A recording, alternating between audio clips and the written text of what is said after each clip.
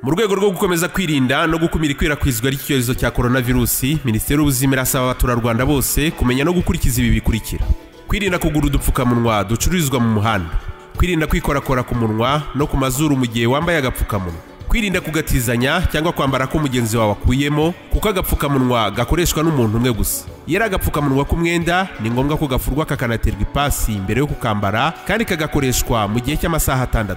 Agapfukamunwa katari ak'umwenda kambarwa mu gihe cy'amasaha 4, ubundi kakajugunywa ahabugenewe. Igihe wambaye agapfukamunwa, twikira isura yawe uhereye ku zuru kugeza munsi y'akananwa. Kwirinda kumanura agapfukamunwa mu gihe ugiye kuvuga, gukorora cyangwa kwitsamura.